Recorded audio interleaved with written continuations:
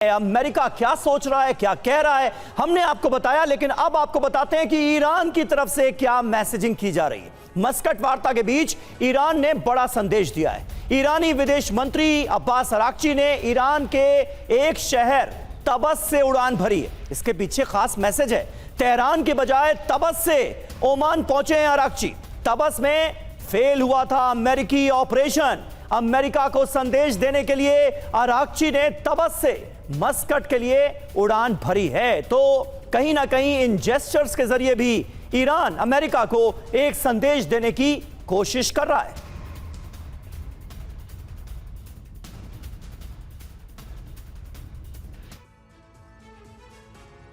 तो इसे आप ईरान का ऑपरेशन तबस भी कह सकते हैं। ईरानी विदेश मंत्री की तेहरान की जगह तबस से उड़ान की जानकारी सामने आई है। अब्बास अराक्ची तबस से सीधे ओमान पहुंचे, मस्कट पहुंचे। साल 1980 में तबस में अमेरिकी ऑपरेशन चलाया गया था। तबस में अमेरिका ने चलाया था ऑपरेशन ईगल क्लॉ। यूएस दूतावास के कर्मचारियों को बचाने का यह ऑपरेशन था। ऑपरेशन ईगल क्लॉ में मारे गए थे 8 अमेरिकी जवान। बड़ी बात यह है कि अमेरिका को ईरान का सीधा संदेश है ये कि अपना इतिहास याद रखो। और कहीं ना कहीं इस पूरे प्रोग्राम की सबसे बड़ी वजह यही मानी जा रही है। लेकिन हमारे साथ air vice marshal OP Tiwari ji भी मौजूद हैं। तिवारी सर, एक तो ये ईरान क्या संदेश देने की कोशिश कर रहा है, और अमेरिका को भी कहीं ना कहीं उन मुश्किलों का अंदाजा है क्या जो ईरान के खिलाफ जंग छेड़ने के बाद उसके सामने आन खड़ी हो सकती हैं? समीर, देखिए, दोनों ईरान अमेरिका दोनों भी वॉर नहीं चाहते। ये स्टेलमेट चल रहा है। देखिए, 3 हफ्ते से कह रहे हैं कि हम अटैक करेंगे। हाँ। लेकिन अमेरिका को मालूम है कि उनके साथ क्या नुकसान होगा। ये कल या परसों जो एक ड्रोन इनके अब्राहम के पास पहुंच गया था, तो ईरान ने एक इंडिकेशन दे दिया कि आप हमारे रीच में हैं। ये मत समझिए कि आप एब्सोल्युटली सेफ हो। इसके अलावा जो 1980 वाला जो केस था वो बहुत क्लियर एग्जाम्पल था। उस समय जो राष्ट्रपति थे, नाम बोल रहा हूं, उनको अपनी कुर्सी भी गंवानी पड़ी थी। तो ये सब ईरान का कार्टर साहब थे। इस वाले निकाम थे। ईरान से कभी भी अमेरिका आगे नहीं बढ़ पाया। जहां तक ये 4 पॉइंट्स जो डिस्कस किए जा रहे हैं, हो सकता है कि समझौता हो, बिकॉज कोई भी वॉर नहीं चाहता कि तबाही ईरान की भी होगी और तबाही अमेरिकन फोर्सेज की भी होगी अगर वॉर होता है। तो 4 जैसे न्यूक्लियर की बात है। अब ईरान भी अटक गया है। ईरान कहेगा कि हमें तो सिविल पीसफुल के पर्पज के लिए तो न्यूक्लियर यूज करेंगे, तो उस पर मान सकता। दूसरी बात जो है मिसाइल का प्रोडक्शन बढ़ाना है कि घटाना है। ईरान के पास मिसाइल ऑलरेडी काफ़ी है नंबर में। भविष्य में कोई लड़ाई भी होती है तो सामना कर सकता है। लेकिन इसमें मेन इशू है कि इसकी डिप्लॉयमेंट उसको ऐसी जगग पर रखनी है जहां पर इजराइल के एयरक्राफ्ट न पहुंच सके। इस बात को कभी भी नहीं मानेगा और वहां अपना रखना चाहेगा स्ट्रक्चर।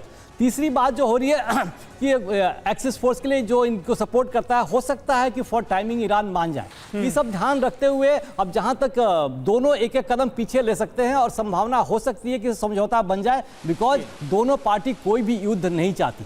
अब जहां तक तख्ता पलट का सवाल है, अब इनमें तख्ता पलट कोई दूसरी फोर्स ऑपोजिशन पार्टी कोई मजबूत है नहीं।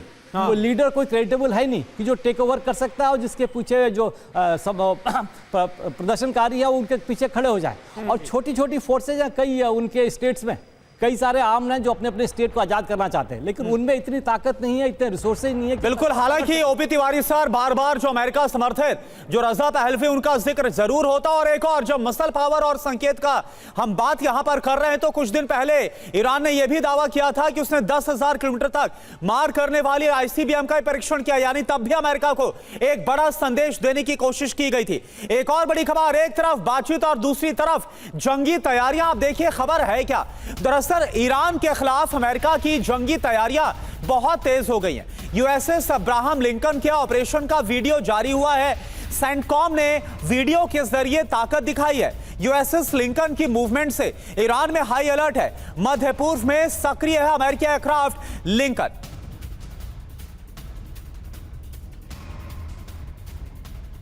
और ये तस्वीरें जो हम आपको दिखा रहे हैं सेंटकॉम की तरफ से जारी की गई है। यूएसएस जो युद्धपोत है अब्राहम लिंकन, बेहद ही शक्तिशाली, जिसकी तैनाती ईरान के पास मध्य पूर्व में की गई है। और ये आप जरा देखिए फाइटर जेट की ये जो मूवमेंट आपको नजर आ रही है, यानी एक तरफ बस अब कुछ ही देर के बाद आप ये मानकर चलिए कि अब सिर्फ 7 से 8 मिनट का वक्त बचा जो तय किया गया था मस्कट में, ओमान की राजधानी में, जहां पर अमेरिकी डेलीगेशन यानी अमेरिकी प्रतिनिधि और इस तरफ ईरान के जो प्रतिनिधि है दोनों साथ मिलकर बैठेंगे और आगे क्या होना है या फिर नहीं, क्या वाकई में जंग होगी या बातचीत से रास्ता निकलेगा, इसकी पूरी जो पृष्ठभूमि है वो तैयार होगी। तो ओमान में बातचीत, अमेरिका की जंगी तैयारी, आप जरा संकेत समझिए। जो तस्वीरें आई हैं मध्य पूर्व में यूएसएस अब्राहम लिंकन और सेंटकॉम की तरफ से तस्वीरें जारी की गई हैं। सबसे शक्तिशाली एयरक्राफ्ट कैरियर है ये। सेंटकॉम ने ऑपरेशन का बकायदा वीडियो जारी किया है, जो वीडियो हमने आपको दिखाया। एयरक्राफ्ट कैरियर से फाइटर जेट की जो उड़ान है वो आप देख पा रहे हैं। न्यूक्लियर ताकत से लैस है यह एयरक्राफ्ट कैरियर, बेहद ही शक्तिशाली, दुश्मन के लिए घातक, दुश्मन देश के बेहद अंदर तबाही मचाने में यह सक्षम है। 90 फाइटर जेट ले जाने में सक्षम है एयरक्राफ्ट कैरियर। अब संकेत दूसरा क्या मिल रहा है? अमेरिकी मूवमेंट से तेहरान में दहशत का माहौल है। हमले के डर से ईरानी नेतृत्व ने कई फैसले लिए हैं। स्मार्टफोन मीटिंग्स पर सख्त पाबंदियां लगाई गई हैं। अटैक के खौफ में कई सुरक्षा इंतजाम किए गए। और तीसरा संकेत आप देखिए, मध्य पूर्व यानी मिडिल ईस्ट पहुंचा है यूएसएस जॉर्ज एयरक्राफ्ट भी। 35 लड़ाकू F-15 की जॉर्डन में तैनाती की गई है।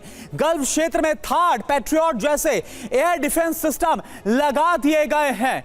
यानी सिवाज सर, क्या अमेरिका को ही पता है? और हमने तो पूर्व एनएसए का बयान भी दिखाया था कुछ देर पहले कि इस बातचीत से अमेरिका को भी लग रहा है कुछ गंभीर परिणाम नहीं निकल रहा है। तो क्या होगा वही जो अमेरिका की तैयारी नजर आ रही है, जो सेंटकॉम का दावा है वीडियो के जरिए? देखो करुणा, एक चीज याद रखो, ये जितनी भी कार्रवाई अमेरिका कर रहा है ये एक प्रेशर टैक्टिक्स है। अमेरिका युद्ध कर नहीं सकता, उसकी 4 रीजन है। देखो ये समझना चाहिए, जो प्रोटेस्ट थे वो अब काफ़ी हद तक बहुत कमज़ोर हो चुके हैं। दूसरा ये है कि IRGC अभी भी मजबूत है। मोसाद और जो CIA के एजेंट इन्फिल्ट्रेट किए थे वो अभी तक इतने कामयाब नहीं हुए। तीसरा सबसे इम्पोर्टेंट है कि अगर रिजीम चेंज करना है अमेरिका को तो बूट्स ऑन ग्राउंड होने पड़ेंगे ईरान में, वो कभी भी अमेरिका नहीं चाहेगा। और जो चौथा है, जो मेन मुद्दा है कि ये भी ध्यान देना है कि अगर ईरान पे हमला होता है तो ईरान का जो पलटवार होगा वो पूरे मिडिल ईस्ट में आग लगा देगा। तो इसको मद्देनजर रखते हुए अमेरिका ये सोचना कि भाई वो रजीम चेंज कर देंगे और ईरान को अभी छोड़ेंगे नहीं, ईरान कमज़ोर है, मुझे लगता है बहुत बड़ी भूल होगी। और ये डोनाल्ड ट्रंप को भी पता है। रजीम कोलैप्स हो सकती है, रजीम चेंज नहीं हो सकती, क्योंकि कोई और ऑल्टरनेटिव भी नहीं है। अब बात आती है कि क्या ईरान बात मानने को तैयार होगा।